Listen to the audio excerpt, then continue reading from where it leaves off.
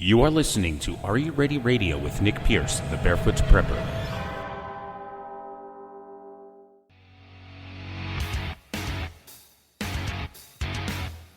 Find Are You Ready on Facebook and Instagram at Are You Ready Radio. You can also visit our home on the web. Just go to nickpiercemedia.com and click on the program's link. If you missed the live show, you can listen to the show's archives on iTunes, iHeartRadio, Spotify, Google Podcasts, CastBox, Deezer, and many more, including our home on Spreaker.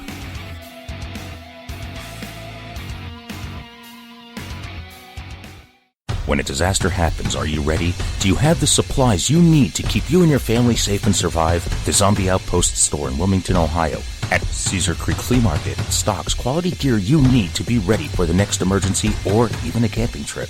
Visit zombieoutpoststore.com for location and hours. Check out our assortment of essentials you need when the next disaster happens. Go to zombieoutpoststore.com. Get 10% off at checkout when you mention Are You Ready Radio. Be ready and be prepared. In this digital society, making connections is quickly becoming a lost art form. Yet, if you are a small business owner, building your network is the only way you can get ahead. Can these skills be learned? You bet they can. Read Nose to Nose Networking. No-nonsense, in-person networking tips from a master. Who's the master? Well, who better to teach networking and friend-building skills than a golden retriever? The author, Melanie Hope, takes the antics of Abigail and translates them into the human experience. Through Abby, you will learn how to set your intention, build a network, and get into and out of conversations with grace. If you love the Dog Abby segments on Counterculture-Wise Radio, you will love Nose to Nose Networking even more. Find it on Amazon and Barnes & Noble in hard copy, Kindle, and Nook. Visit counterculturewise.com for direct links.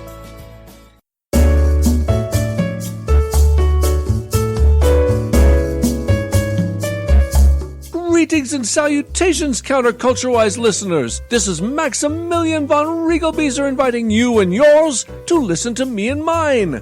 Join me, my sisters Abby and Fritzy, and my weekly guests, my father Jim and Mumsy Melanie, for Counterculture-Wise. Max, it's not your show! And we're not your guests, Max. We're the hosts. You may want to rein it in a little bit, buddy. Very well. Tune in every Sunday at 6 p.m. Pacific at counterculturewise.com for our amazing live variety show. You can even chat with us. If you ask me, though, it should be called Counterculture Max. Counterculture Wise! Radio with heart in mind.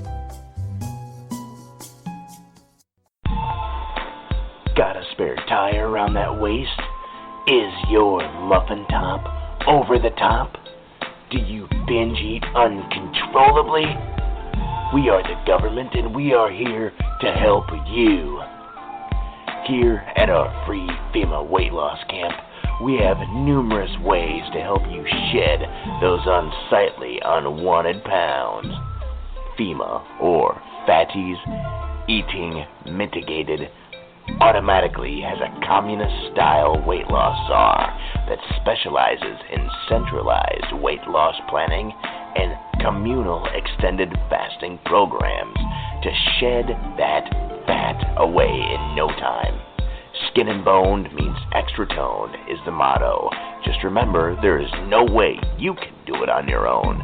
We will forcefully assist you into compliance. Failure is not an option in this utopian wonderland. How fantastic. Typical workout regimes include digging ditches and restocking them with dirt, building railways and more. Get life skills while you get lean. How do you join? Simple. Recite the Constitution in a public commons or violate the Patriot Act that includes simple misdemeanors. It's really that easy to get your own fenced-in slice of Americana. Stop being a fatty. The state is your daddy. If you like what you are listening to, we appreciate your support. A small contribution from you, the listeners, can continue to help bring you such content and help keep things going here, even if it's just $1 a month. Keep in mind, though, in the spirit of prepping, we believe in redundancy, so it's better to have more than one, but every little bit helps pay the bills. Go to nickpiercemedia.com and click on the Support the Show link. You can make a one-time or monthly contribution in any dollar amount. And again, thank you for your support and listening. Are You Ready is an NP Media Group production and is the official broadcast of the Zombie Outpost in Wilmington, Ohio. The views and opinions expressed during this broadcast are those of the host and not that of the station, advertisers, or its affiliates. You are listening to Are You Ready Radio with Nick Pierce, the Barefoot Prepper. You never know when an emergency is going to happen. Disaster can strike at any time. Whether stuck on the road, riding out a power outage, escaping a natural disaster, or surviving a doomsday apocalypse, what would you do? No matter the scale, whether 1 hour or 1 year, will you survive? You're about to hear what it takes to be prepared. Now ask yourself, are you ready? Have you ever heard the term prepper? What comes to mind? Some of you may think it's a crazy guy with a bomb shelter and an old army truck parked on the front lawn. Well, prepper simply is a person who is ready for almost any emergency, small or large. It's no different than on a rainy day taking an umbrella with you when you leave your home or putting a coat on when it's cold outside. So maybe you think you're prepared for a brief time in that environment. But what if a few minutes turn into a day or even a year? I'm your host, Nick Pierce, the Barefoot Prepper, and I'm going to use my over 25 years of prepping and survival experience and knowledge in this program to help you and your family prepare to handle almost anything, from a small event, from a doomsday apocalypse. So get ready, because I'm prepared to enlighten you to seriously think, prepare, and answer the question, are you ready? And I want to hear anything you have to say about the subject, whatever you may have to offer. You see, it's important that we share our knowledge with each other, learn from each other, and help each other out. You see, the more prepared those around us are, the better your chances of survival will be when a disaster happens.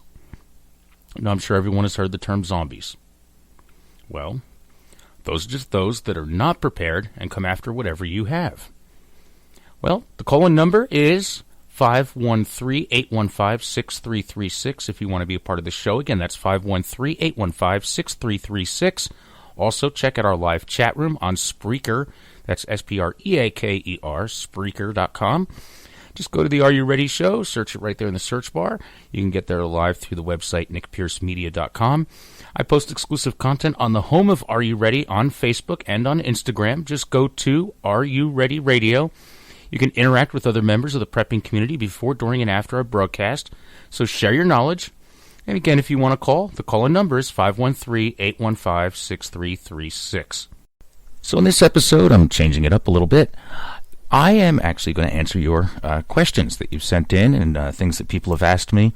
And one in particular, there's been a lot about these active mass shooters, mass shooting situations lately, ever since the incident in Buffalo, of course, and there have been others throughout the country. I was looking at statistics. There was actually, so far year to date, over 200 active shooter situations in public places this year alone, 2022. So that was kind of odd. And I've discussed this before in previous broadcasts when it comes to different things to be prepared for and what to do in a situation like that. And I'm going to cover that as one of the questions. I don't want to focus one episode strictly on that, though, because this episode is about answering your questions mostly. And I'm going to cover things such as, important barter items. It was one question someone asked me. Are you still going barefoot when the fit hits the shan? What books and videos do I recommend? What else? What's the most important piece of gear that I have? What style martial arts do I prefer? Trapping, fishing, hunting, stuff like that. Of course, I have our Prepper Kitchen Tip of the Week, some prepping for pets, financial segment, and all that as well that we'll throw into the mix. And also, even my mistakes that I have made when I was starting out. So that should all be quite exciting, and I'm sure you probably would love to know what mistakes I've made. And, probably everybody has made mistakes at some point when it comes to prepping, and I wouldn't necessarily say not just mistakes, But maybe just a little bit of, in hindsight, I wish I knew that then, I guess we could say. Or, and I'll cover some of the oops and slip-ups and stuff like that I've had when it comes to my early years. And even probably some stuff that I probably still made a mistake today on. So not everybody hits the mark 100% of the time, but of course, the more you get out there and the more you do stuff, the more familiar you are with stuff. And, well, hey. And even then, I've also been guilty of some of my own mistakes on very small-scale stuff, of course. So, all that in this episode of Are You Ready? And I want to get started now. I'm going to get this all out of the way right now as far as the active shooter, mass shooter situation and what to do. Now, you can go to 100 different websites. Everybody's got ideas. And on the original platform for Are You Ready? Actually, it's just on our YouTube channel, I think. It's still on the YouTube channel. Whether it was from the legacy platform or not, it's still Are You Ready? You can go to the page here, or on any one of our things, and see our YouTube link to find Are You Ready Radio. I think it's Are You Ready Official. I'd have to look that up. But if you go to zombieoutpoststore.com, go to the program, the podcast link, and you go to you'll see the social media links for the radio show. That's probably the easiest way to find it. zombieoutpoststore.com, and click on the podcast and follow the links to YouTube there. And you'll see a demo that I did for an active shooter situation if you're in public and you don't have cover concealment or an exit way. So that's a very handy video to watch with some interesting tips to keep you as safe as possible. And hopefully that saves your life one day. But I will go through on this program just a little bit about active shooters, the situations that occur. They happen very unexpectedly. It's not just about an active shooter, but types of mass attacks, really. Most of what you'll hear is individuals using firearms that cause mass casualties, which they consider an active shooter. Well, in these other types of mass attacks, there's also individuals using vehicles to cause mass casualties. We've seen that. Individuals using homemade bombs to cause mass casualties, and other methods used in mass attacks. It could be just someone using a knife, fires, drones, or other weapons. So think about all that. When we talk about the mass shooter situation, it's actually an active mass attack, types of mass attacks. But for the most part, you'll find a lot of information on different websites. But overall, a couple steps you want to take to start off. And some of these steps may seem like common sense. Others you may not have thought of. And the first thing really is avoiding it, or knowing it's about to happen, being observant, staying alert.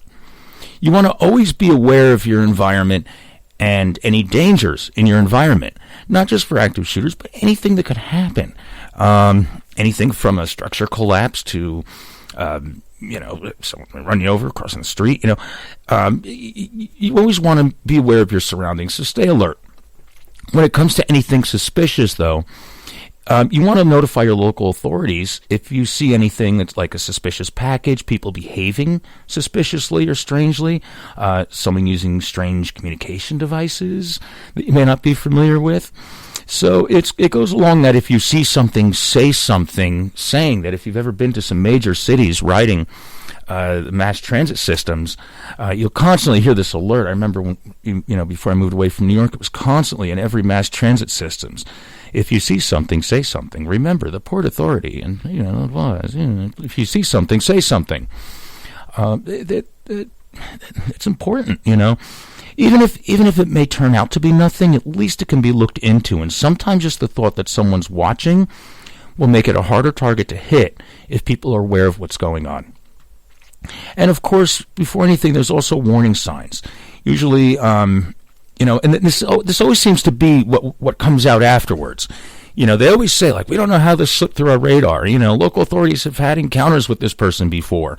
Or, oh yeah, the FBI's been watching them, and Department of Homeland Security was, supposedly on top of it. But they miss warning signs, violent communications, sometimes even substance abuse. could, and just their behavior, being affiliated with, we'll say, radical organizations that have racist tendencies, such as or racist propaganda, such as the incident in Boston, from what we're discovering as the investigation's unfolding. Sometimes they have maybe anger issues or intent to cause harm. These warning signs end up increasing over time, and you don't want to overlook them. So observe the warning signs. Don't dismiss them. Keep an eye on them, even if it's something you may not be able to act on right away. Now, the next step in avoiding a situation for mass attack is having an exit plan. Anytime you're out in public somewhere, you always want to have an exit plan. When you go to the movie theater, you see the exit signs. When you board an airplane, they tell you, hey, this is how to get off the airplane. You shouldn't have to be told to look for the nearest exit.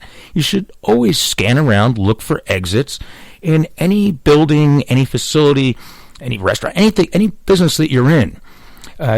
Be mindful of those. So as you're going up and down aisles shopping, you obviously know where the main exit is, but there's other exits throughout the store, maybe through back rooms, different offices, and they may not always be clearly marked, but at least you'll have an idea of where to go, because anytime you go into a room, or we'll say a warehouse, or the back room of a store, stock room, the behind the meat counter in the butcher area, in the produce area, there's always a way out. You don't just come in and out through, we'll say, the refrigerator door where the milk is. Not only do you have the entrance in there, but there's also most likely other exits. So keep that in mind. Always have an exit plan. And then, of course, learn life-saving skills if you ever do need them. So things like first aid, CPR, even if it's just basic first aid, all those can be very helpful in the aftermath of an event to be able to help folks before help arrives. So that's pretty much the what to do before, preparing before, and as far as in any situation that you're in. Now, during the event, during an active shooter or mass attack situation, we'll say, it's always going to play out differently. You can't say what the best option is out of all the things that you could possibly do.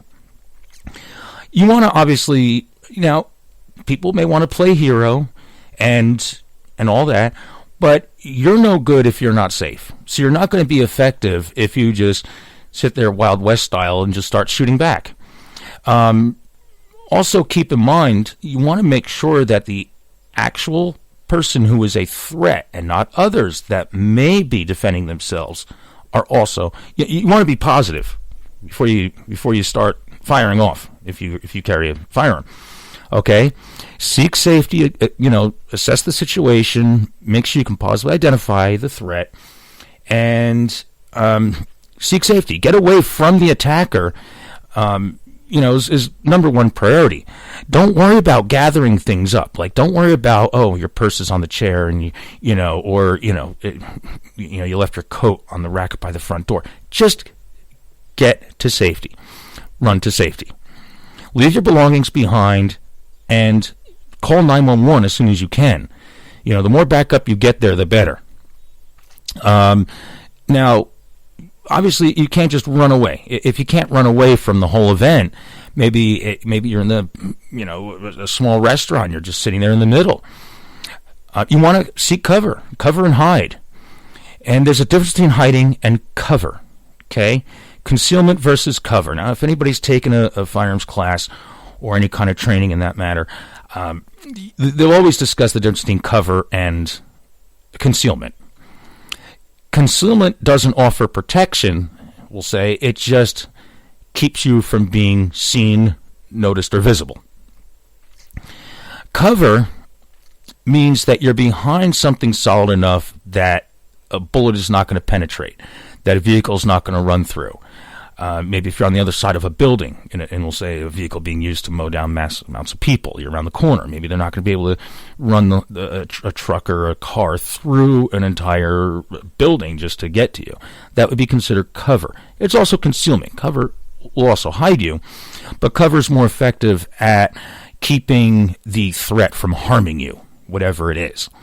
So you can cover and hide if you can't evacuate. And you should only stick around at cover and work on hiding if you can't evacuate. The mass attacks are made to take out people, and they're random. You don't know who the targets are in that particular attack. It could be everybody. In the case of the Boston shooting, like I said, Buffalo shooting recently, that was attack against the African American community. That was racistly driven from what the investigation's showing so far. Don't figure out if you're okay and you're not. You just take cover if you can evacuate. And then if you can hide out of view of the attacker, or put a solid barrier between yourself and the threat if possible, that's great. Then you're not a target. They're looking for people. Now, if you're in, we'll say, rooms where there's a, you have a door, an option to lock the door, like a school, office buildings, anything like that. Close and lock the door. Close the blinds and turn off the lights. This way, you're less noticeable. And stay quiet. Don't let anybody know you're in there until, of course, the situation's over. Law enforcement rescue arrives, however the situation plays out. Then, of course, hey, I'm in here. Identify where you are, and I'll get to when help arrives, because I was going to say when they do arrive, but I'll get into that in a second. I don't want to get too off track, because if you can't run to safety, you can't cover and hide. Your last resort is fight.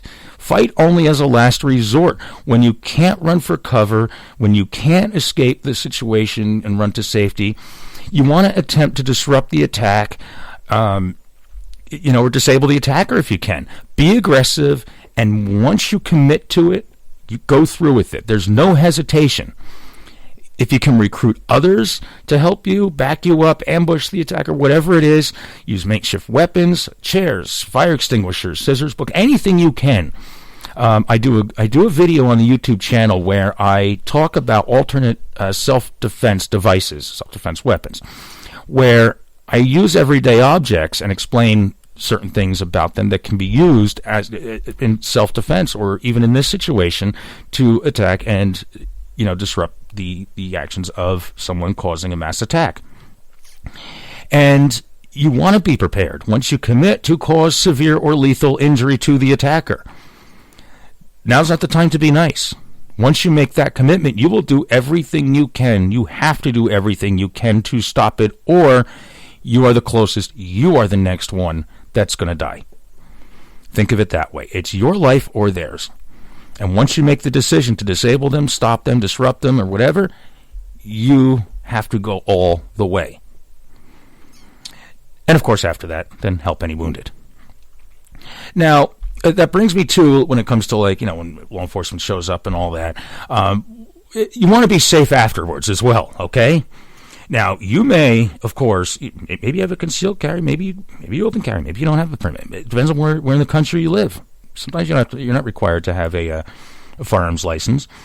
And if you, when law enforcement shows up, you don't want them to mistake you for the threat.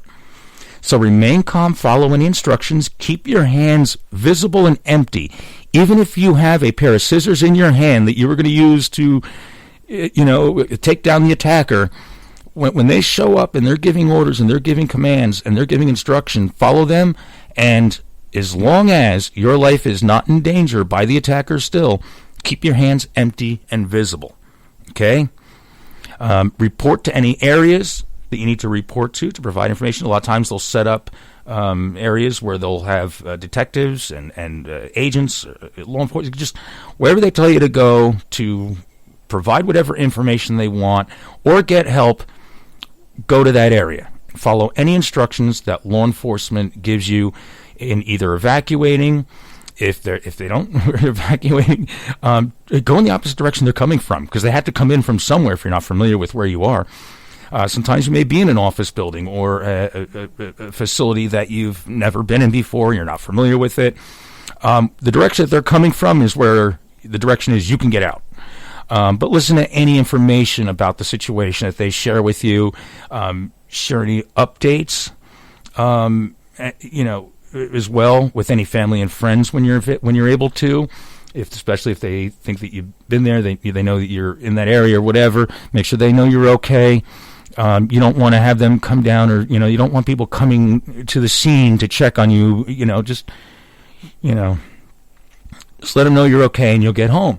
That's really the gist of a mass attack situation and what to do for that. Now, of course, we are running out of time. That music means we're coming up to our first break. We're going to take it now real quick, and I will be right back. I'm Nick Pierce, the Barefoot Prepper. You are listening to Are You Ready? I'm answering more of your questions in this episode coming up after we get back. Stick around.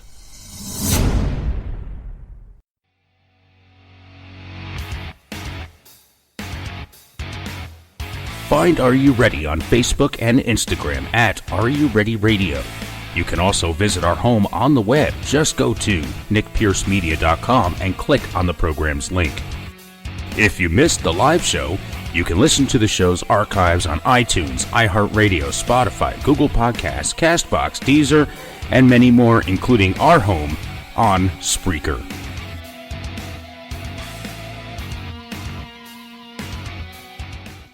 When a disaster happens, are you ready? Do you have the supplies you need to keep you and your family safe and survive? The Zombie Outpost store in Wilmington, Ohio, at Cedar Creek Flea Market, stocks quality gear you need to be ready for the next emergency or even a camping trip. Visit zombieoutpoststore.com for location and hours.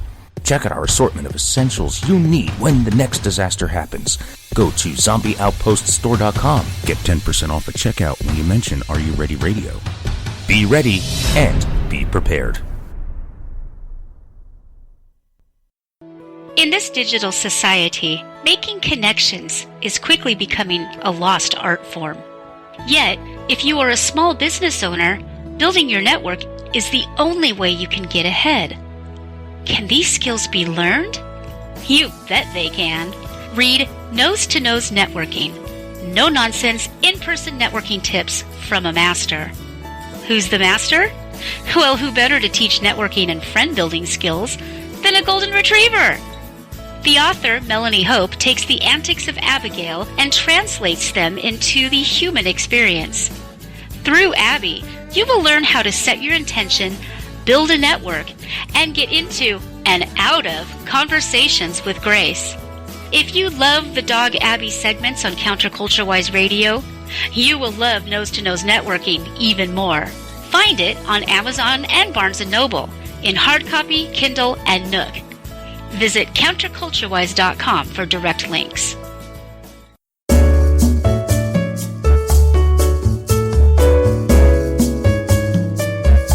Greetings and salutations, Counterculture-Wise listeners. This is Maximilian von Riegelbieser inviting you and yours to listen to me and mine. Join me, my sisters Abby and Fritzy, and my weekly guests, my father Jim and Mumsy Melanie, for Counterculture-Wise. Max, it's not your show! And we're not your guests, Max. We're the hosts. You may want to rein it in a little bit, buddy. Very well. Tune in every Sunday at 6 p.m. Pacific at counterculturewise.com for our amazing live variety show. You can even chat with us. If you ask me, though, it should be called Counterculture Max. Counterculture Wise! Radio with heart in mind. Got a spare tire around that waist? Is your muffin top over the top? Do you binge eat uncontrollably? We are the government and we are here to help you. Here at our free FEMA weight loss camp, we have numerous ways to help you shed those unsightly, unwanted pounds. FEMA, or Fatties Eating Mitigated, automatically has a communist-style weight loss czar that specializes in centralized weight loss planning and communal extended fasting programs to shed that fat away in no time. Skin and boned means extra toned is the motto. Just remember, there is no way you can do it on your own. We will forcefully assist you into compliance. Failure is not an option in this utopian wonderland. How fantastic. Typical workout regimes include digging ditches and restocking them with dirt, building railways and more. Get life skills while you get lean. How do you join? Simple. Recite the Constitution in a public commons or violate the Patriot Act that includes simple misdemeanors. It's really that easy to get your own fenced-in slice of Americana. Stop being a fatty. The state is your daddy. If you like what you are listening to, we appreciate your support. A small contribution from you, the listeners, can continue to help bring you such content and help keep things going here, even if it's just $1 a month. Keep in mind, though, in the spirit of prepping, we believe in redundancy, so it's better to have more than one, but every little bit helps pay the bills. Go to nickpiercemedia.com and click on the Support the Show link. You can make a one-time or monthly contribution in any dollar amount. And again, thank you for your support and listening. You are listening to Are You Ready Radio with Nick Pierce, the Barefoot Prepper.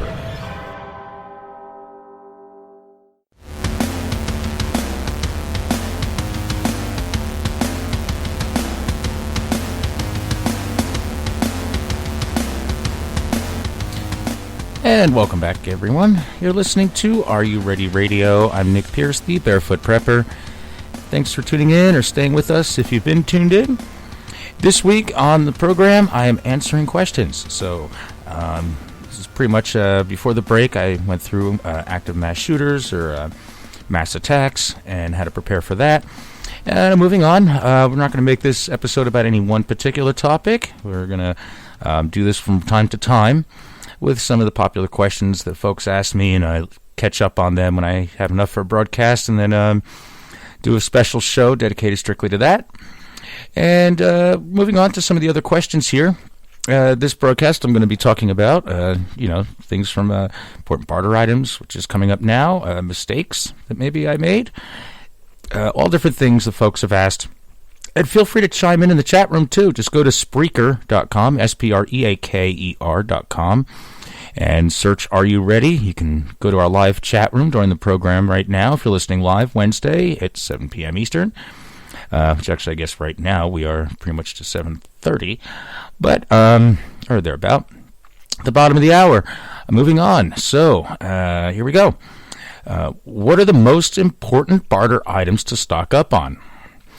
Now, again, I'm answering these all from my point of view and all that, and based on my experience, research, and everything, and just some of my theories and ideas. Bartering may be a very important component of a post-fit-hits-the-shan situation or event. When paper money has no value, maybe you can't access an ATM or the bank. I know the banks were closed even during COVID. The ATMs weren't being restocked. There was quite a few issues, especially around where I am. And maybe if your debit or credit card doesn't work anymore, or maybe that system's down at the merchants that you're shopping at. So that's a reason why maybe you're going to resort to bartering. Some folks had stuff that other folks didn't, especially during the pandemic, and bartering really helped people get certain things that they need that either weren't available because of shortages and limitations, and sometimes someone had something that's just as valuable to them that they didn't have. So to do a trade or barter has been done. Barter's been used a lot in the past, and the other school of thought is not just maybe if paper money's no good, but just because the government says a dollar bill is worth $1, really, who says it really is? And what's $1 anymore? So most importantly, what happens to that dollar when the government is gone? Now, most folks here in the U.S., we're not too worried about that. But an item is only as valuable as the material it's made from, or the use you can get out of it anyway. So now the dollar even can't be used to get what you used to use it to get, because you can't get much from it due to the rising cost and inflation. And most of us may still be making the same, if not less, than we were before the value of the dollar decreased, not just here in the U.S. alone. So, it's kind of one of those things that, bartering will be very useful. And having items to barter with that maybe you may not need or maybe you have an excess of is great.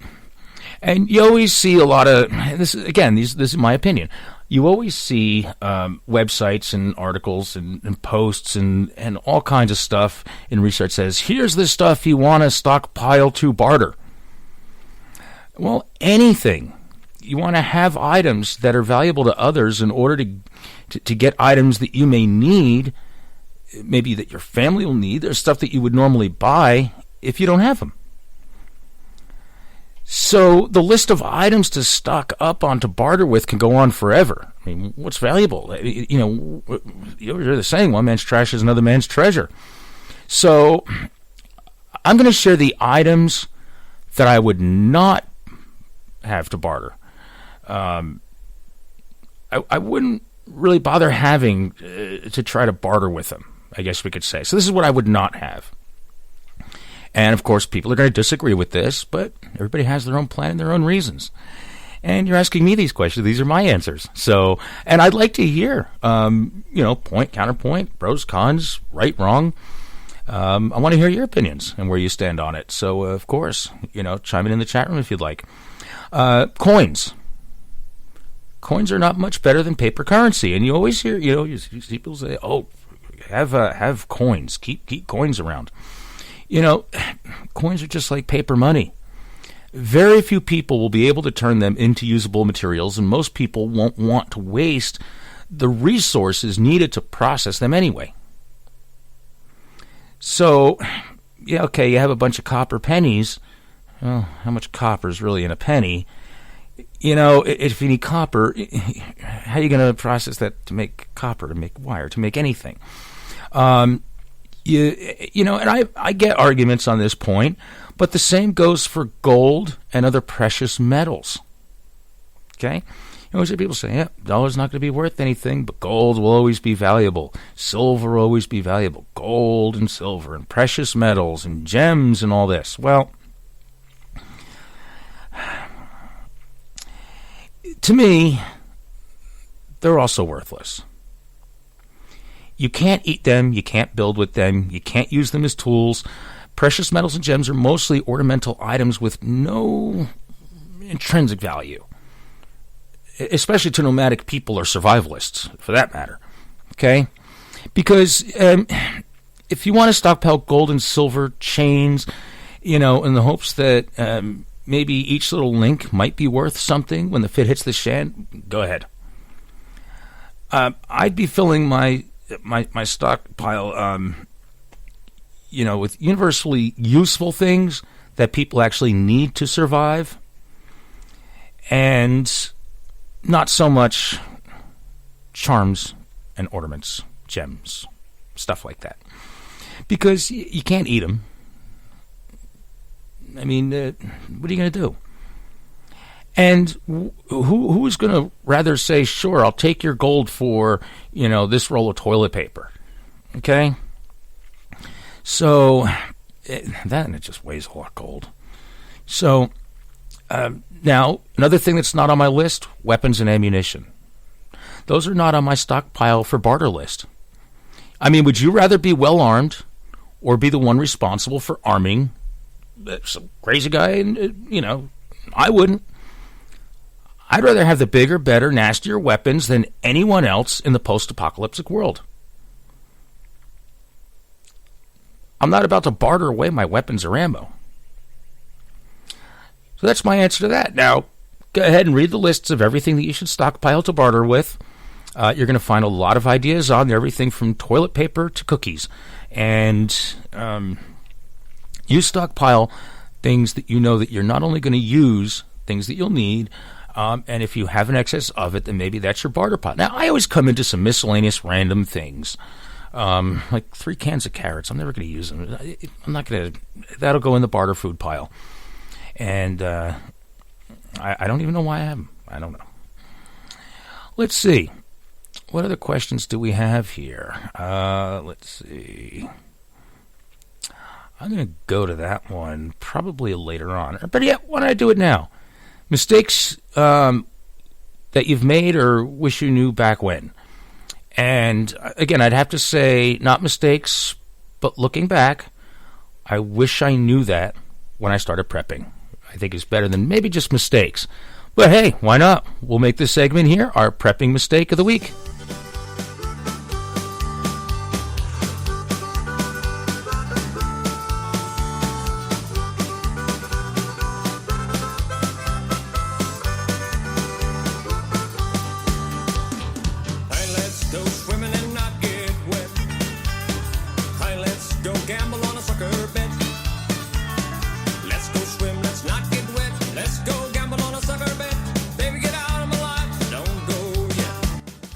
So the question as it was asked to me was, what mistakes have you made when you were starting to prep? And that was also another part of the question was, is there anything looking back that you know now that you wish you knew then? So it's kind of all lumped into one thing, and I figured, well, I did some thinking about that, and I thought about it. Now, as far as, I guess, mistakes, when I was thinking about it, I'd have to say maybe building my preps based on panic and not doing enough research before buying. That was, I think, one of my big ones when I look back at it, because I figured I really need to get my stuff together. There was a point many, many years ago where I said, okay, I know what I had when I was in the Boy Scouts. I don't have some of that anymore. So let me, go out and get all that stuff again. And then, minus the uniform and all that, of course. And, but mostly the gear that I probably didn't have and the backpack. I wanted one just like the one I had in Scouts and all that. And I was ready. I thought I was. Really did. I thought I was ready. And I thought about how practical some of this was. Did some research on some scenarios. The internet really wasn't around the way it was now. So it's kind of, you got to do a lot of researching, and you got to really talk to people, and you got to find the right people to talk to, and you got to hope that the people, once you find them, are willing to talk to you.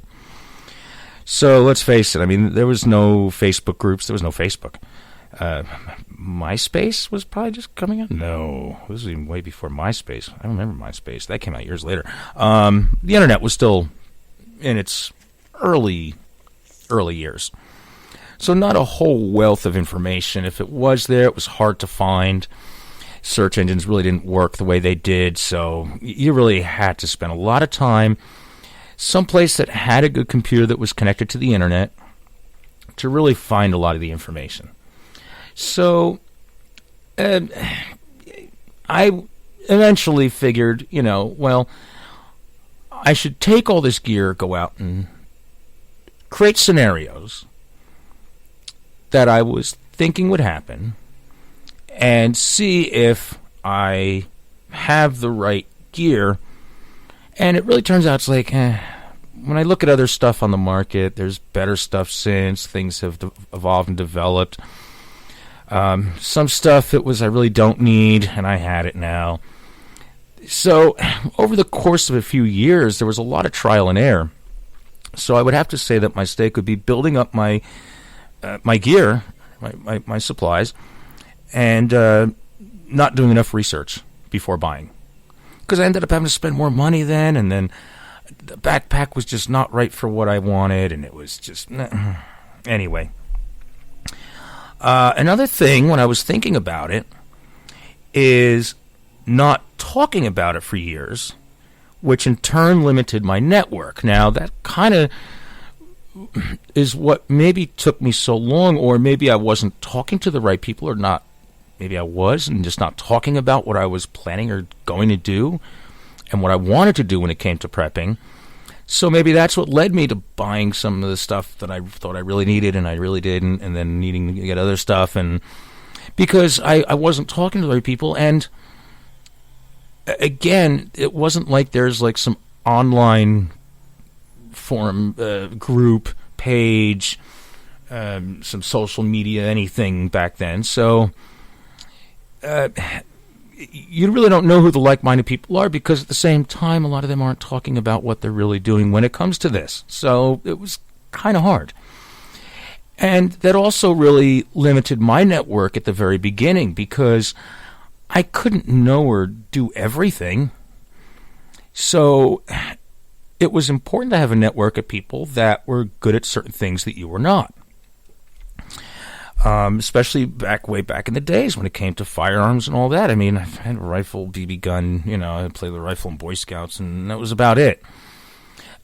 Grew up in Jersey. You don't, especially 20 minutes right outside of Manhattan and going back and forth to New York City, you don't have that. You don't have access to that. You can't have that. So it wasn't until I moved out to Ohio when I was able to really expand my network when it came to folks with firearms and stuff. And then, eventually I'm pretty proficient. And now I'm probably nowhere near as good as some folks, but I know some people that can build their own guns. I'm not there. But I expanded my network eventually, which helped me in being more successful prepping, not just when it comes to gear, but what to get, what to stockpile, what to use, and the certain way of doing it, the right way. And that's what I'm always talking to you about, is helping you do it the right way and avoiding the mistakes that I've made in the past and teaching you what I've learned. Kind of where it goes along with like survival meals, I'm like, I'm going to be a prepper. I'm going to make sure I'm ready. And I wanted all this MRE, freeze-dried food stuff, and I'm like, yeah, now I'm set, because I had 12 of those meals. And there was a power outage once. I had a whole bunch of food, but I'm just like, ooh, I'm going to use one of my survival meals and play the power's out forever, even though it came on like within 5 minutes. But, not really storing what I would really eat. I'd walk around the food store and be like, someone told me about beans. I need to get those beans. And they sat around until I moved out of that place that I was living in at the time. Years later, I'm like, I'm never eating these beans. I don't like these beans. But it's good survival food, so I moved the beans to my next place. And they sat around there until I moved again. And I'm like, I am never, ever, ever eating these beans. Why do I have these beans? And so I just realized that, this is kind of part of that store where you eat what you store thing that I'm always saying that, someone eventually told me. And then also I'd have to say, Oh, but before I move on from that, adding on to the whole network thing, kind of like, I really didn't know a lot about communications. I knew a lot about electronics, electrical and stuff like that, the lighting, sound aspects, special effects, magic illusion, stuff like that, but I really didn't quite know communication when it came to radios, two-way radios, ham, CB, and all that. And as important as I think, as it really is, I really didn't have a basic knowledge of that, and so I was always really dependent on someone that I knew that was versed in it, or at least somewhat knowledgeable of it. So but again, I also never wanted to admit that I had any weak points. So I guess maybe personal assessment comes with that, making sure that you build up your network, talking to other people, so that your network's not limited really helps. And of course, along with talking to other people, like I said, is helping steer you in the right direction to buy gear. I mean, nowadays, like I said, you can go to the web, there's a list, this is everything you need. You can go to the zombieoutpoststore.com website, go to the bug out, get home bag checklist, and you'll see everything. But you really want to narrow that down because you're not going to really carry everything. You can't. You can't carry everything on that list. And it's kind of like skills. The gear you get is going to depend on your skills. So whereas, maybe in Boy Scouts I needed all this stuff at the time because I was learning, but I didn't really need as much anymore because my skills were better. And your skills are going to dictate the type and amount of gear that you really need. So that kind of really, I guess would bring me to maybe overlooking my skills at the very beginning, I think was a mistake that I may have made. Because if I went back and I assessed the skills that I have and really knew what I was good at and capable of and knew what I was not good at or had no knowledge about doing, of course I'd have to know what it is, maybe not necessarily how to do it, but I would have maybe learned a lot of that earlier on instead of really trying to figure a lot of it out later. I don't know if that makes sense. So overlooking your skills, especially things that were useful. And for example, during COVID, everything was shut down. There were certain things that I'm like, I've seen people make stuff like this, or I've seen people just build something like that, and it's so easy. I know you know people that can do it, but they don't. When you go to do it, you just don't have the skills to do it, or you're really trying to watch a lot of videos and read up on it to figure out exactly how to do it, and the end product is not as good as what you were expecting because you kind of ignored learning some of those skills. For example, I wanted to do like a shelving thing in this one closet, and that was, it came out okay. But leather working, I've been trying to get a scabbard made for my one sword, and I wanted a really nice leather scabbard made. And so it wasn't until months later where I'm finally, I'm able to talk to the right person and really kind of tell me a little bit about it and stuff like that. And, in exchange for his information, I, helped him out with something. So that's the barter part right there. We're talking about bartering. But then, it was also kind of one of those things that, I finally sat down to do it, and I figured out what I need in the tools, and it's kind of like, I wanted to own my own tools to be able to do it. Or a couple other projects I think I wanted to do. So that was something that I, started diving into, and I'm all right at it. Not great. But yeah, that's the gist of some of the mistakes, or I wish I knew that before. Another mistake, I guess one of the biggest mistakes I made was, I always kind of talk about this one when it comes to the bug out and get home bag episode, is buying the bag before the gear. Because now I had this backpack, and going back and reconfiguring and figuring out what I really wanted and needed and stuff like that turned into a kind of like a I really need a different bag. I really didn't need this big of a bag on the frame and all this. It's like I wanted something a little different, a little smaller. So again, assessing your skills, the gear that you really need, and the then the equipment, then you buy the bag. That was one of my mistakes, along with not storing what I would eat and eating what I would store when it came to food storage. I think that those must have been my two big mistakes when it comes to the actual mistakes. But overall, everything was kind of like one of those, I wish I knew that when I started. That's my, I guess, the prepping mistake of the week in that segment right there, or my mistakes. Let me hear what you have. Chime it in the chat room. Our chat room's open. Just go to Spreaker.com.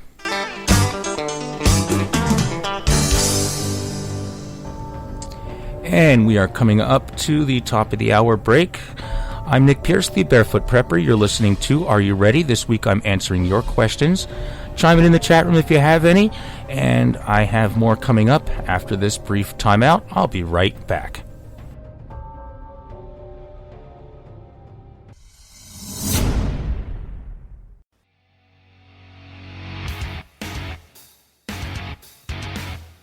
Find Are You Ready on Facebook and Instagram at Are You Ready Radio. You can also visit our home on the web. Just go to nickpiercemedia.com and click on the program's link. If you missed the live show, you can listen to the show's archives on iTunes, iHeartRadio, Spotify, Google Podcasts, CastBox, Deezer, and many more, including our home on Spreaker.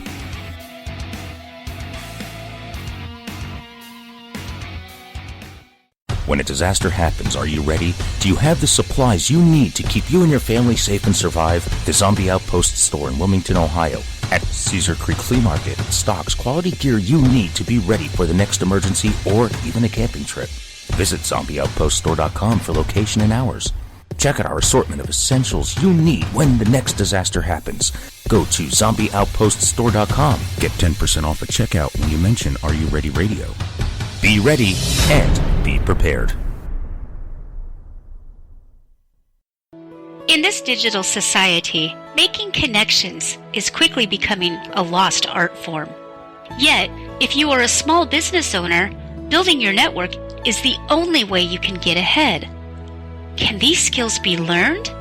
You bet they can. Read Nose to Nose Networking. No nonsense, in-person networking tips from a master. Who's the master? Well, who better to teach networking and friend building skills than a golden retriever? The author, Melanie Hope, takes the antics of Abigail and translates them into the human experience. Through Abby, you will learn how to set your intention, build a network, and get into and out of conversations with grace. If you love the Dog Abby segments on Counterculture-Wise Radio, you will love Nose to Nose Networking even more. Find it on Amazon and Barnes & Noble in hard copy, Kindle, and Nook. Visit counterculturewise.com for direct links.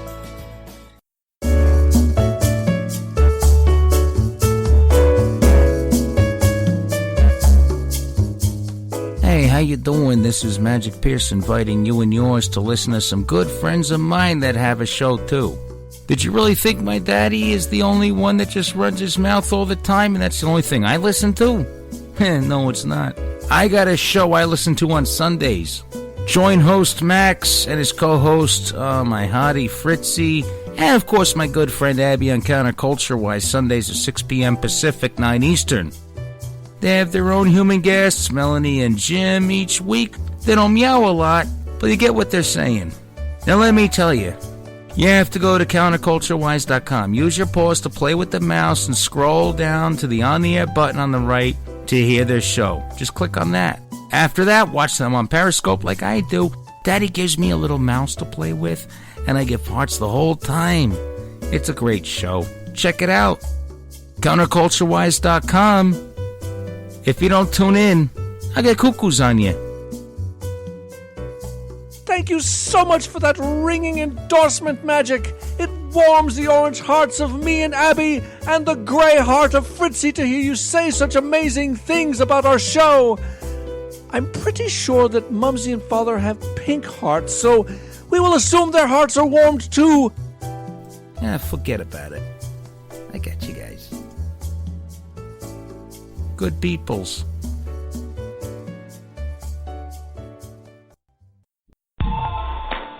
Got a spare tire around that waist? Is your muffin top over the top? Do you binge eat uncontrollably? We are the government and we are here to help you. Here at our free FEMA weight loss camp, we have numerous ways to help you shed those unsightly, unwanted pounds. FEMA, or Fatties Eating Mitigated, automatically has a communist-style weight loss czar that specializes in centralized weight loss planning and communal extended fasting programs to shed that fat away in no time. Skin and boned means extra tone is the motto. Just remember, there is no way you can do it on your own.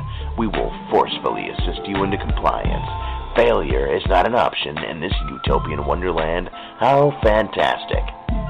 Typical workout regimes include digging ditches and restocking them with dirt, building railways and more. Get life skills while you get lean. How do you join? Simple. Recite the Constitution in a public commons or violate the Patriot Act that includes simple misdemeanors. It's really that easy to get your own fenced-in slice of Americana. Stop being a fatty. The state is your daddy. If you like what you are listening to, we appreciate your support. A small contribution from you, the listeners, can continue to help bring you such content and help keep things going here, even if it's just $1 a month. Keep in mind, though, in the spirit of prepping, we believe in redundancy, so it's better to have more than one, but every little bit helps pay the bills. Go to nickpiercemedia.com and click on the Support the Show link. You can make a one-time or monthly contribution in any dollar amount. And again, thank you for your support and listening. You are listening to Are You Ready Radio with Nick Pierce, the Barefoot Prepper.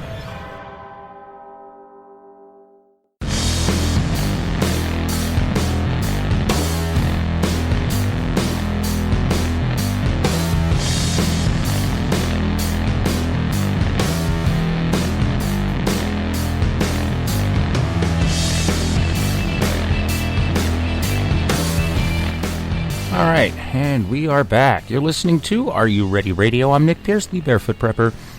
This wonderful Wednesday evening with you. Just rounded our first hour, and this week I am answering questions. This is a little Q&A episode. I'm going to do one of these every once in a while, so send your questions in. I like answering them. Before the break, I discussed the, important items, barter items.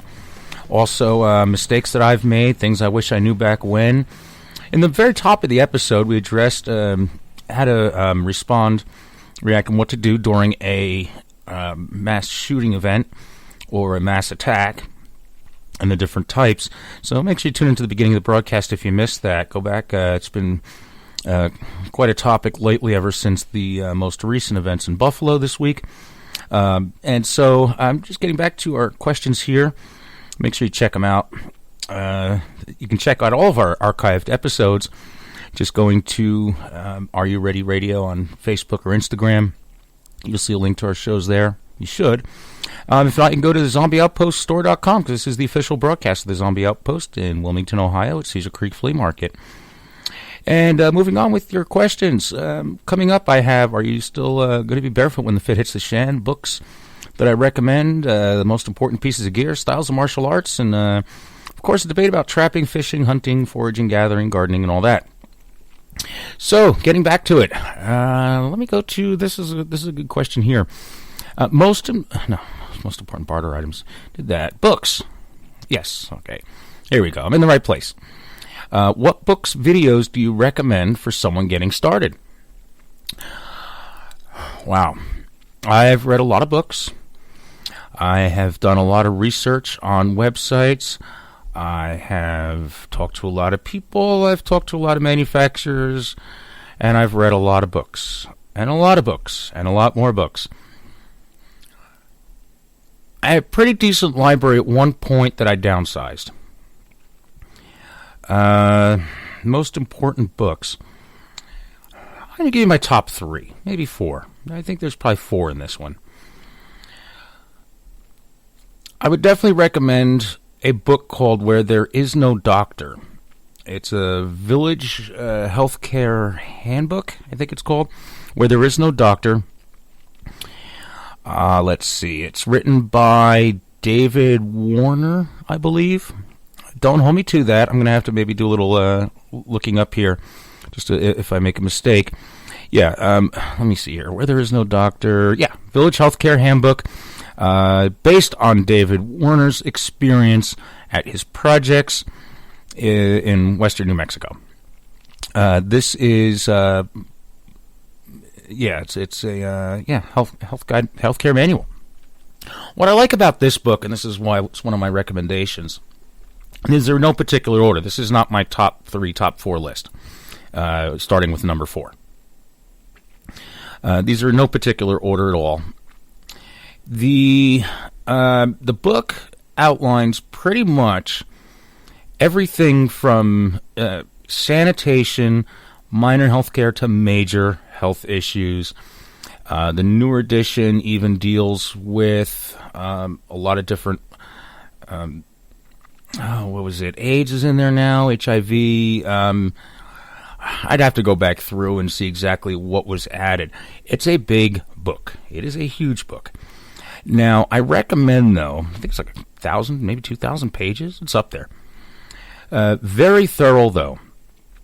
So where you don't have access to hospitals, this is very off-grid and very thorough, very handy. So I would definitely recommend, of course, you may give it a good read through it, but always have it handy as reference because there's so much in there that you're going to miss reading it, and you're going to need it as a reference.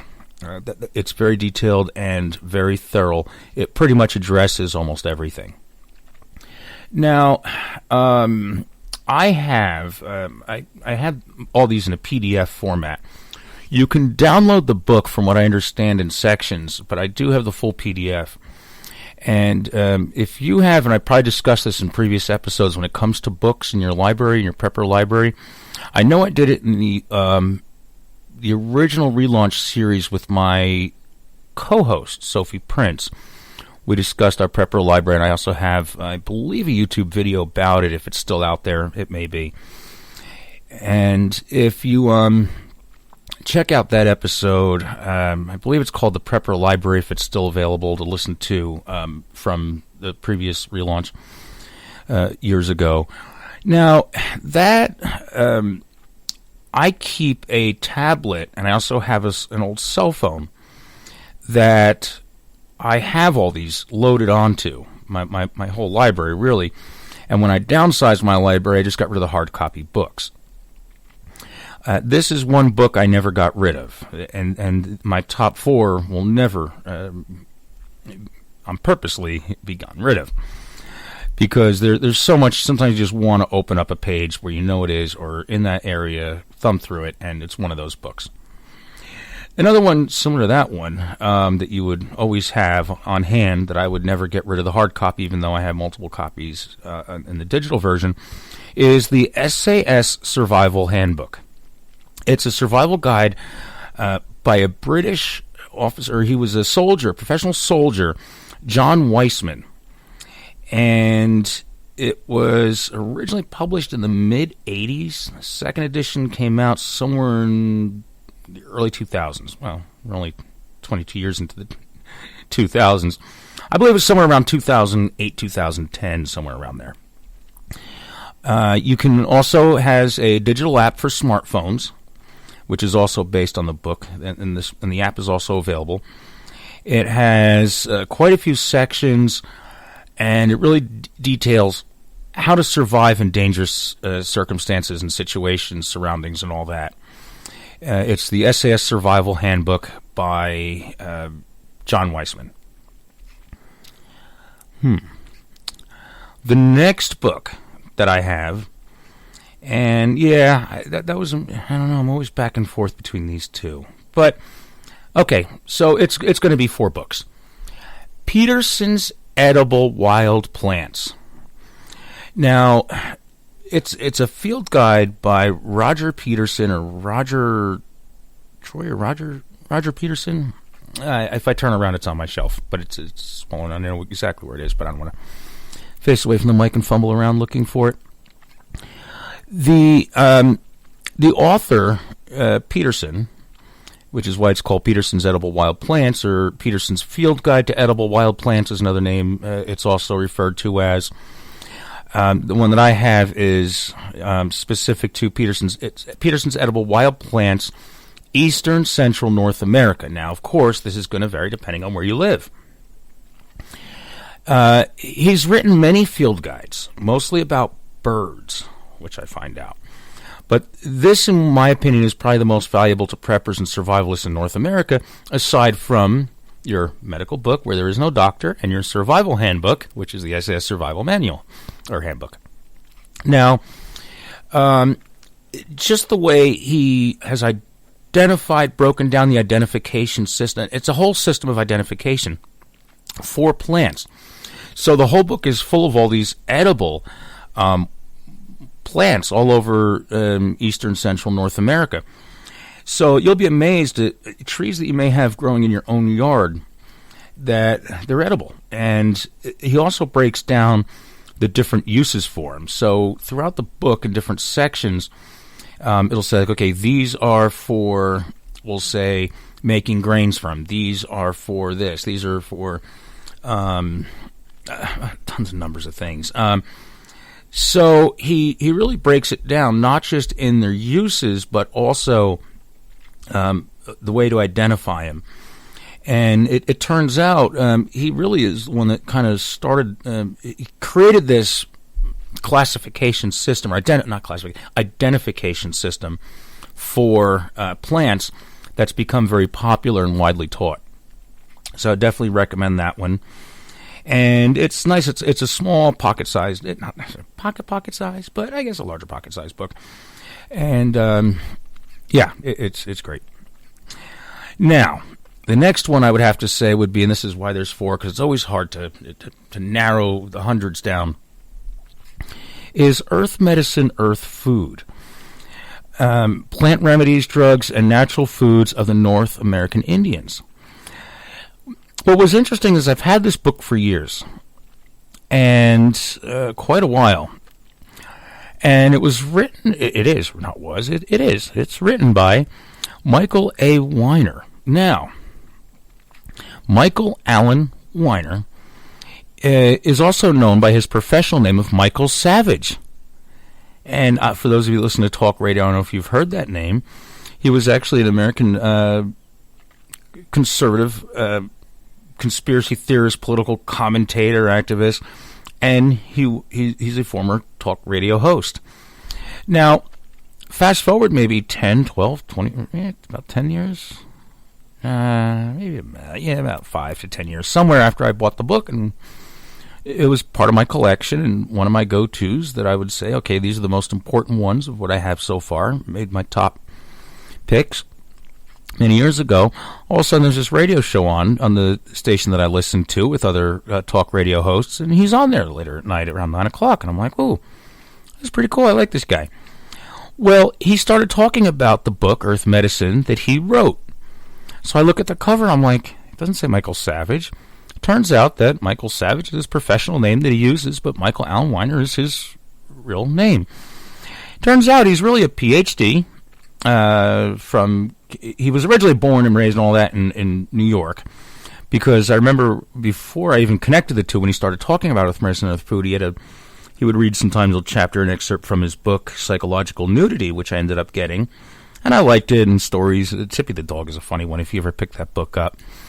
I'm not endorsed by any of these authors or any of these publishers or anything like that. This is just my pick, and he also wrote another great book, nothing to do with prepping or anything. It was about his stories, and him and his dad and his dog and all this. So, yeah, he was really he has a PhD, and he specialized in nutritional ethnomedicine. Now, ethnomedicine is a study or the comparison of, I guess, traditional medicines based on the compounds in the plant, like the bioactive compounds in plants and animals, and it's typically practiced by indigenous people, especially those with less access to Western medicine. So it's also known as ethnomedicine, is also referred to as traditional medicine. So that kind of fits in not just with our edible wild guide to plants, but also with our where there is no doctor category. So you pretty much have a broad range covered there with those 4 books. Those are my 4 recommendations. So make sure you check those out. And let's see. Another question someone asked is... Oh, this would be perfect for our prepping kitchen tip of the week. Burp, burp, burp, burpy, burp, burp, burp. Burp, burp, burp, burpy, burp, burp, burp. Burp, burp, burp, burpy, burp, burp, burp. Burp, burp, burp, burpy. Burp, burp. So here's the question. There it is. Okay. The most important thing. What is the most important thing in your prepper kitchen? Oh, okay. Well, among all the devices, there's tons of them out there. I think we probably did a list on the prepper kitchen at one point, but there's so many things that you again, you can do tons of research, you can do read tons of articles, read 100 books. And everything you see will always say hand, crank, coffee, grinder. I don't drink coffee. I don't think it's the most important thing. Now, it could be used to grind up a lot of things. I mean, if it can grind coffee beans, maybe you can make flour out of it. But the French press coffee maker. That's a very popular one on the list because when there's no power and all this, cast iron cookware to cook in, it's good. Now, that's actually a tip that I used a couple weeks ago, of course. Can openers, not electric ones, but manual ones. Like those little P51, P38 ones are great. Hand crank ones, of course. A whole set of butchering tools, knife sharpening sets, honing oil, all kinds of stuff, canning equipment. You know, when you look at some of these lists and everything, they go on and on and on forever. The hand grain mill. What else? The manual meat grinder. Yeah, because everybody needs chopped meat. I mean, hey, in a survival situation, just be glad you have meat. Let's see, hand crank sifters. Go to the toy store and get one of those little sand sifters that come with all the other toys. You'll have more fun using it for other things too. I mean, you could build a whole flower castle or dirt castle, a mud castle, a zombie castle. Get the whole set of sand toys, the molds and everything. Stainless steel everything. Yeah, mortar and pestle. Okay, a lot of these are great. Matches out the wazoo. A wind-up kitchen timer, stainless steel tea kettle, big Berkey filter, food dehydrator. You know, food dehydrator's a good one. I don't know. Anyway, paper plates, napkins, knives. The food dehydrator. Okay. I would have to say if you go through a majority of all these lists that are out there online, I don't know if I'd even need the food dehydrator. Here's why. Okay? Tons of gadgets out there that preppers should have in their kitchens. Now, my thing is not so much the gear that you need to have, but your know-how. Do you know how to preserve food? Do you know how to prepare food and all that? Based on different cooking methods that you may be confronted with in order to prepare the food, store the food. Now, there's many different things. That's why I like the dehydrator. That's always the hard thing. Okay, the food dehydrator, I think, would definitely be an item on the list that I would want in mind, providing you have power to run it. Really, method, know-how, and all that are going to be the most important in your prepper kitchen when the fit hits the fan or during any even light emergency because, you know, I always talk about alternate cooking methods. So I guess, yeah, the alternate cooking method would be a good thing, but that's not necessarily the most important thing in your prepper kitchen. Because a lot of people, almost anybody, can make a fire, but do you know how to cook on a fire? I would say among all the devices, grinders to food dehydrators, I would have to say the most important would have to be a good cookbook that inspires you and teaches you not just how to cook in a kitchen, but also on an open fire using various cooking methods, different ways of using fire, how to make the fire, and all that. I would have to say that is pretty much the... Oh, shameless plug here. I wasn't planning on this part of the answer, but I am working on a cookbook. Yes, the camping cookbook, the Barefoot Preppers Camping Cookbook. Now, I always say it's beyond hamburgers and hot dogs. Enough of that. No hamburgers, no hot dogs. And no ramen noodles either at camp. The cookbook that I'm working on, the recipes are done. I'm working on the photography now, so every time I go out in the woods and I go camping or make one of the meals in the field. I'm not doing this in the studio. No. What it looks like when it comes off a fire or out of a Dutch oven is exactly what's in that picture. So, those are the pictures that I'm working on. So I'm each time I go out, I'm doing one recipe, and throughout the year, camping and all that, I'll have a whole cookbook full of these recipes, photographed, ready to go. And it goes into publication. So the cookbook I'm working on is the Barefoot Preppers Camping Cookbook. So in the cookbook, each recipe, I mean, first of all, these are great recipes.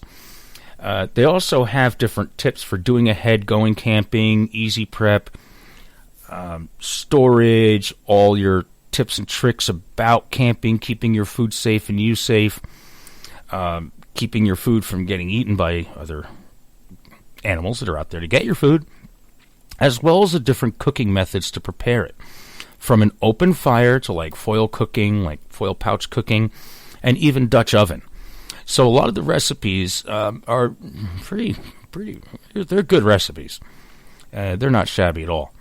But eating well and knowing how to cook through different cooking methods, I would have to say would be very useful in your prepper kitchen. And of course have alternate cooking methods like I've said in the past. And yes, the gadgets and all that are great. And I think that maybe along the next few episodes I'll throw, maybe a prepper kitchen tip as far as some of these gadgets and maybe highlight why they are great and probably the next best thing since sliced bread in your prepper kitchen. Because even though there's so many lists, and the gadgets go on and on forever, the know-how, knowledge, skill, and effectiveness and ease of doing it is important. And you just need to really know what you're doing. Once you know what you're doing, and you've made a few fires a few times, you know which ones work best for what you're looking to do. The ones if you need coals fast, or the ones if you need high heat. The ones that'll work, on your cookware. Is it too hot for aluminum foil? Is it, hot enough to cook what you need? How to use a Dutch oven to bake and to roast and stuff like that. Those are the most important when it comes to, being effective in your post-apocalyptic kitchen, because you want to be able to cook and serve good meals, while fighting zombies. And a good cookbook that tells you how to do that along with the recipes and gives you the knowledge and the how-to and all that is probably the most beneficial. And that would be, I guess, my most important thing to have in your prepper kitchen. So this is the prepping kitchen tip of the week. Now this brings me to the next question here. Kind of has to do with the kitchen. If I remember right, it has to do with food storage. Let me just see if we can find that one real quick, because it kind of ties into this. Where'd it go? There we go. What mistakes should I avoid when buying survival food? In the program in the past, I've mentioned this a number of different times as far as the food that you buy that you're going to stockpile. Now, I always say that you want to, first of all, store what you eat, store what you eat what you store. So I would have to say, based on that theory, I can't say there's any one particular rule to follow or the biggest mistake, really, or one big mistake to avoid. But don't buy food that you don't like. Now, earlier in the program, remember I mentioned when it came to, things I wish I knew back then, or, and I talked about certain things that I had that I thought would make great survival food. The bag of beans, well, not a big fan of beans, so it really got sat around, pushed around, and all that until they just got so old. So buying food that you don't like, that you've never eaten before,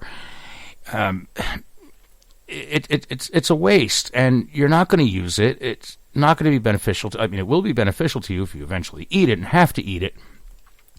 But you want to pretty much buy the stuff that you're going to use. So don't think that, don't ever open that. That's our prepping survival food. We don't eat that. Well, you're going to have to eat it. You should. Maybe... in a previous episode, I mentioned probably a kitchen tip. I know it came up.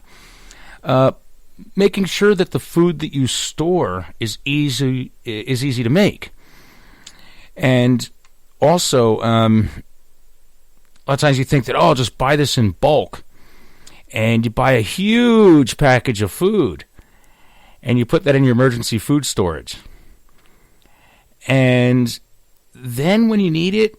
In a situation you don't have any way to, once you open this big, we'll say number 10 can of, we'll say applesauce, you don't have any way, if the power's down or anything like that, to preserve it. So it really just goes to waste. So extra large packages and hard-to-make foods that you're not able to just heat up or make in the limited resources that you may have is a big problem when it comes to emergency or survival food.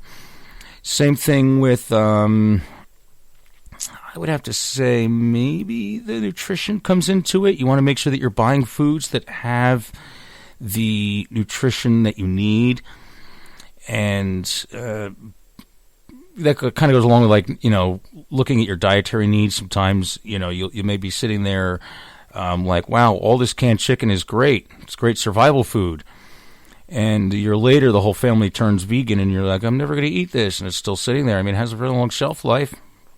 But, yeah. Mistakes food storage-wise, I would also have to say cardboard boxes. Cardboard boxes are a problem. They attract moisture, so anything in them will soak up any kind of humidity. There's also no protection from any kind of elements if the elements get into your food, such as like if there's a storm, a flood, or anything like that. Same thing with they don't protect it against like rodents and bugs. So if you do buy food in cardboard boxes, you want to somehow seal them in either another plastic bag. Like if I always vacuum packs like spaghettis and pastas and stuff like that for long-term storage. And I also try to keep a lot of stuff that may be in bag, like flour, sugars, salts, anything in cardboard or paper, even boxes of pasta and stuff that I'm going to use right away.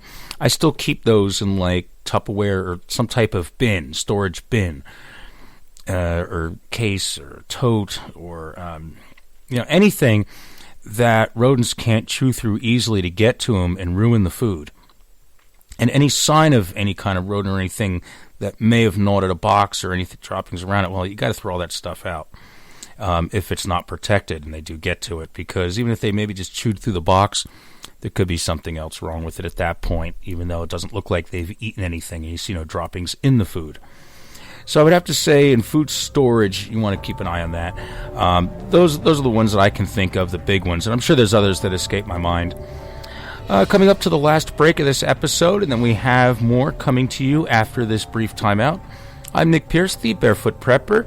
This is our Q&A episode of Are You Ready? Emergency Preparedness and Survival. Stick around. We will be right back.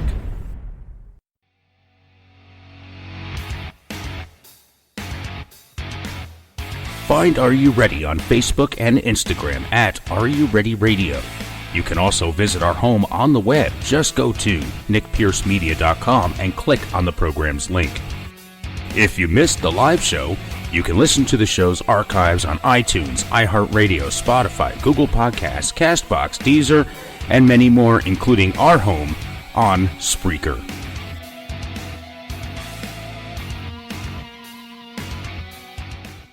When a disaster happens, are you ready? Do you have the supplies you need to keep you and your family safe and survive? The Zombie Outpost store in Wilmington, Ohio, at Cedar Creek Flea Market stocks quality gear you need to be ready for the next emergency or even a camping trip. Visit zombieoutpoststore.com for location and hours. Check out our assortment of essentials you need when the next disaster happens. Go to zombieoutpoststore.com. Get 10% off at checkout when you mention Are You Ready Radio. Be ready and be prepared. In this digital society, making connections is quickly becoming a lost art form. Yet, if you are a small business owner, building your network is the only way you can get ahead. Can these skills be learned? You bet they can. Read Nose to Nose Networking. No nonsense, in-person networking tips from a master. Who's the master? Well, who better to teach networking and friend-building skills than a golden retriever? The author, Melanie Hope, takes the antics of Abigail and translates them into the human experience. Through Abby, you will learn how to set your intention, build a network, and get into and out of conversations with grace. If you love the Dog Abby segments on Counterculture-Wise Radio, you will love Nose to Nose Networking even more. Find it on Amazon and Barnes & Noble in hard copy, Kindle, and Nook. Visit counterculturewise.com for direct links.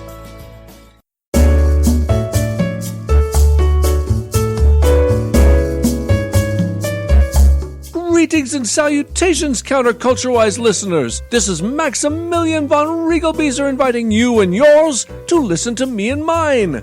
Join me, my sisters Abby and Fritzy, and my weekly guests, my father Jim and Mumsy Melanie, for Counterculture-wise. Max, it's not your show! And we're not your guests, Max. We're the hosts. You may want to rein it in a little bit, buddy. Very well. Tune in every Sunday at 6 p.m. Pacific at counterculturewise.com for our amazing live variety show. You can even chat with us. If you ask me, though, it should be called Counterculture Max. Counterculture Wise! Radio with heart in mind. If you like what you are listening to, we appreciate your support. A small contribution from you, the listeners, can continue to help bring you such content and help keep things going here, even if it's just $1 a month. Keep in mind, though, in the spirit of prepping, we believe in redundancy, so it's better to have more than one, but every little bit helps pay the bills. Go to nickpiercemedia.com and click on the Support the Show link. You can make a one-time or monthly contribution in any dollar amount. And again, thank you for your support and listening. You are listening to Are You Ready Radio with Nick Pierce, the Barefoot Prepper.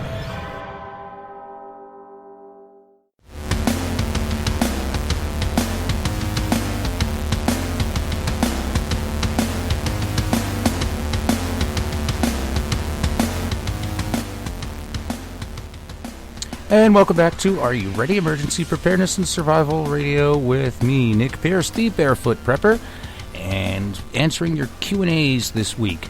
Coming down to the last half hour. I still have enough time to squeeze a few of these in and hope we don't run out of time. I want to get to all these, so I'm going to hurry up and move on with them. This is a great question. What is the most important piece of gear that you have? How long have you had it? And where can I get it? Everybody wants all the cool stuff. Yeah, well, it's not really a piece of gear that you can buy or that you can go out and get. Something you have to develop on your own. I'm going to say the brain, your mind. That is the most important. Anything you have is your mind, your brain, and what you know. Because you can think through anything, you can plan through anything, and that's the most important part. And it's just a matter of developing your brain with some of the basic fundamental the thinking of, and you need to have the mentality of a prepper, survivalist, the will to live, and the ability to improv, the ability to a number of different things and a number of skills. And it doesn't matter what piece of equipment you have. It's only as good as if you know how to use it. And so the most important item, I would have to say, the short answer would be your brain, your mind. Now, here's another very interesting question that's always kind of come up in some conversation at some point. And it all depends on who starts the conversation and who has done what. And this question is, what style of martial arts do you prefer, or what is the most effective? Well, here we go. It's personal preference. It's what form of martial arts are you able to do and that you're the most effective in is really the question. Because it's not up to what form of martial arts is more effective, it's how effective you are using it. So the style really doesn't matter. Of course, there's some, martial arts out there that I can't even say are martial arts. They're more like dancing. But it's more for show, and it's more of an art form than it is developed for the purposes of actual self-defense, combat fighting, or anything like that. So find a style of martial arts that's geared towards, we'll say, self-defense. And you want a style of martial arts that you're physically capable of doing. You want a style of martial arts that's going to teach you techniques that you're easily able to deploy when needed. And I had an interesting conversation with someone at the Zombie Outpost the other day. And we were talking about certain disarming things. And tactics and techniques, and he was saying, the Israeli disarming thing, it's really made to, be aware of, like, people beyond, your threat and other people that may be involved around you and all that, and they had this very effective move. And really the way to execute is by learning some of the basics in that form of the Israeli martial arts that they've trained and learned for a long time and are very proficient in before they can actually execute this move. Whereas other moves that both of us knew were based on his style of fighting and my style of training. And so it was kind of one of those things where neither one of them is most effective, and which one would I prefer? I prefer something that's extremely useful and highly effective. What's the most effective? Well, anything that you can actually do. Neither one of us, I've seen the technique, and he's seen the technique, and he's tried to do it, and he's very good at what he does, and so am I when it comes to my style of martial arts. But when it comes to this one technique, like I said, we're not going to do that. Even if we do learn that, we're not trained. We haven't trained doing that, and we're always going to revert back to something we're more comfortable with, which would be based on our own styles and our own disciplines of what we studied. That was that. Because it's so true. I could learn a new technique based on another form of martial arts, and when it really comes down to it, when I really have to use it, you can't have any hesitation or question. You need to be able to fluently, accurately, and effectively use it. So if there's any doubt, it's not for you. Therefore, it would not be effective. So I would probably, whether I learn how to do that move really well or not, I think when it really depended on it, I would still revert back to something that my training that I'm familiar with, that I'm fluid in, I would use a maneuver based on that, not something that I've never actually used in real life that I just learned. When I need to use it in real life, I'm going to revert back to something I'm much better at and more comfortable doing. So as far as what style I prefer, what's the most effective, it doesn't matter. It's not my choice, it's your choice. And it's whatever you're able to execute effectively after you've trained. And next question. This is an interesting one. Do you prefer trapping, fishing, hunting, foraging, or gathering? Trapping, fishing, hunting, foraging, or gardening. I'm sorry, I misread that. Or gardening. Like foraging, gathering. Well, it's kind of the same thing. Well, gardening. Okay. My answer, neither. Honestly. Neither would be my forte. Of course. Oh, you're going to starve during the apocalypse. No, I'm not. I'm good. Neither would be my cup of tea. Now, it's important to be knowledgeable and have a degree of skill in each. But again, I always say this, we cannot be good at everything. Deep sea fishing, I'm good at. I can fish in salt water. Fine. Know what I'm doing. I catch it. Inland, lake, stream, river, not at all. I caught one fish my entire time freshwater fishing in Ohio. Put me on the beach, I know what I'm doing. I can find. I can harvest. You'll be amazed at what I can find on a beach. And even in the water in the bay, even from a small boat, I know what I'm doing. I can find clams. I can find lobster. I can crabs. I'm good. I have no problem. Salt water. Freshwater? Not so much. I have bad luck. The fish do not like me. I am not allowed near the water when any of my friends or family are fishing. So I'm not going to catch anything, and I scare them away. My job is to leave that area alone. Let's think. Trapping. Okay? I know about it, and I've practiced setting traps, so I know how they work. I make sure that they will work. Have I set them up to really use? Not for an extended period of time, and not with the real purposes of really catching anything. So, I haven't had to at a necessity, but I have learned. I have, I can make certain snares and certain, things to do it if I have to. Am I as good as people that trap all the time? No, not at all. Same thing with hunting. Yes, I have the equipment and knowledge, but I have not been successful bagging a deer, wild boar, or Sasquatch yet. So it's not my thing. If I really have to, I can. Foraging. I can ID and collect about maybe 10% of what I have in my environment. Now, that's without the book, without Peterson's, without the guidebook, field guide, anything like that. But I do need confirmation beyond that. So I'm relying on anything above that 10% that's around all the time, or that I'm familiar with, that I know how to use it, I know all its phases and all that. So I went out and I studied it through all different seasons.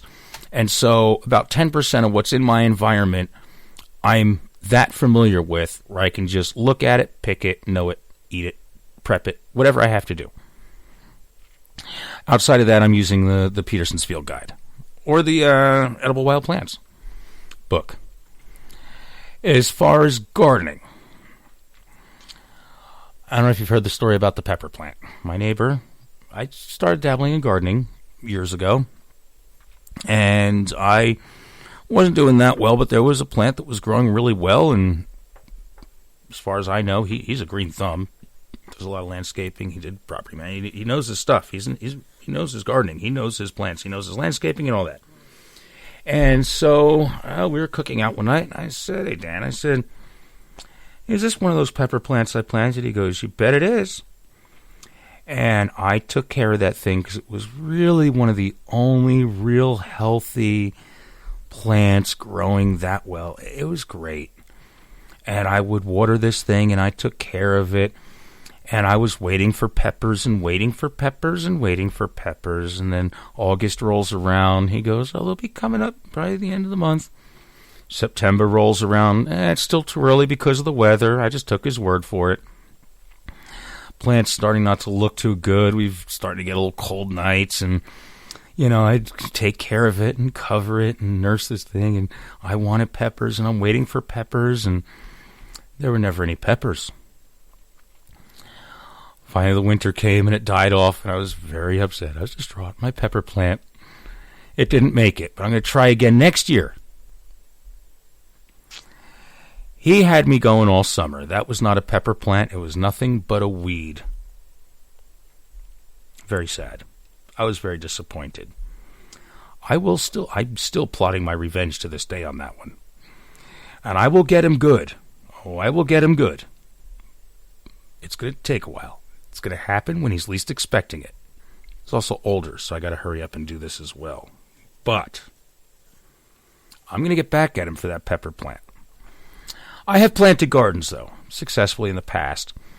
And I do okay with that. It's not bad. I'm getting better. So you think, really, I'm really going to starve to death based on all that. If I can't forage, I can't trap. I'm terrible at fishing in fresh water. Foraging, I'm 10% on the mark there. And gardening, I was taking care of a weed and not anything that had any value at all to the human existence when it came to food, herbal remedies, medicine, herbs, spices, nothing. What kind of a prepper survivalist am I? Well, I have built my network. Excuse me. I have friends. I have family and neighbors that are very good at all that stuff. I offer skills and equipment and many other things that they do not have and things that they need. Among them is preparing what has been caught. I can field strip, dispatch, butcher, fillet, process, preserve, can, smoke, dehydrate, and most importantly, cook very well. Even in a primitive kitchen. If you can grow it, I can. If you can catch it, if you can take it down, I will do the rest, and we will all eat very well. And it's interesting because, everything you could do everything to a fish you need to do, depending on what kind of fish it is. You got it down. You know exactly where to cut, the method, this, that, and the other. And yeah. I don't catch many fish anymore in fresh water now that I live in Ohio. So, none at all, one in all the years. So, an interesting video. Where do you want to do all the fish and all that? Well, I know a lot about the fish. I've I used to catch fish. I can fillet a fish. I can do anything to a fish. The only thing I can't do is to a fish is sex a fish and tell you what what sex it is, and I can't breed them. But outside of that, give me a fish. I got everything else. And so, I told him, I said, there's a cool video on YouTube with this guy from some fish farm or something like that, or fish distributor or something. He does a video, it's maybe about 10 minutes long. He shows you how to do every fish in the world, almost every fish, but almost every type of fish based on size and, type and all that. And it was like, wow, cool. So everything from like squid to octopus to like sardines to shark to, probably tuna's on there. So, yeah, I recommend that video for him. We were talking about it. So that's that. Okay, next one on the list is last two questions here. So I think we have plenty of time now. If you could only have one knife, would it be a fixed blade or a folding knife? Good question. See, knives have different purposes. For example, like a fillet knife, a skinning knife, a survival knife, a hunting knife, a sailor's knife, pocket knives, folding knives. They all have different purposes and practical for many different uses. However, some knives are very specific to certain things.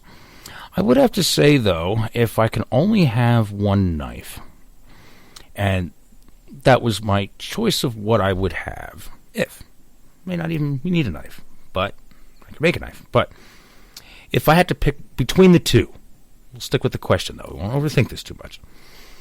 If you could only have one knife, I'd probably go with a fixed blade. I'd want a durable survival knife. Doesn't have to be a huge Bowie knife. Doesn't have to be a machete. Doesn't have to be some monster fixed blade knife. I would want it to be a fixed blade for a number of reasons. It would have to be small enough to use close quarter self-defense, easy to carry, not too big, easy to maneuver. Has decent reach, though, but is also very rugged and durable to be able to be used for many different purposes. So I would want a knife that I can do.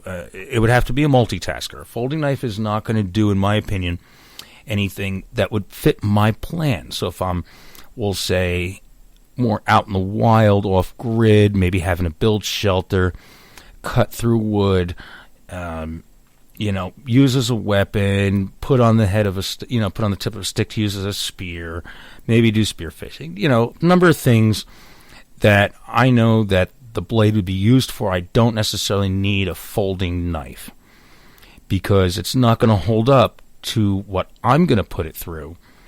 And if I could only have one, I would have to say a fixed blade. A nice, sturdy survival knife would be fine. The blade doesn't have to be more than 8 inches long. 6 inches. Well, 6 inches maybe a little small. I'll go 8 inches. But I wouldn't want anything really much longer than that based on what I would use it for and pretty much anything else I could really kind of think of. So I would probably go with I'd definitely go with a fixed blade knife, somewhere between the, we'll say, 8 to 10 inch range. And, of course, full tang. And, of course, the final question I have for this episode, and the big one that everybody always wants to know. Yes, the Barefoot Prepper has been asked many times. Me. Are you still going barefoot when the fit hits the shan? Well, yes. I am barefoot 24/7. I've been this way for many, many, many years, decades. And the fit could hit the shan anytime. So, yes, I will be barefoot.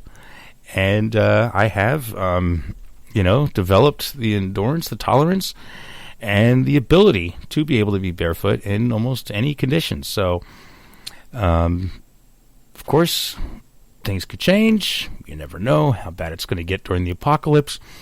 But I have found that, yes, my intentions would also be to be barefoot as well, even during the apocalypse or when the fit hits the shan. And fit has hit the shan many times, and I have been barefoot through it all. So, that is my Q&A. I enjoyed answering your questions, and please keep sending them in. I had a great time. Well, I hope that I helped you seriously think, prepare, and answer the question, are you ready? I'm Nick Pierce, the Barefoot Prepper. I would like to thank everyone for tuning in and the support you give the show.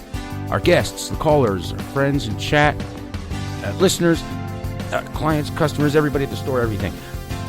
Find Are You Ready on Facebook and Instagram at Are You Ready Radio. You can also find us on the web at nickpiercemedia.com. Click on the program's link. Find us on your favorite podcast platforms and on our home on Spreaker. To contribute to the show, go to Nick Pierce Media and click on the Support the Show link.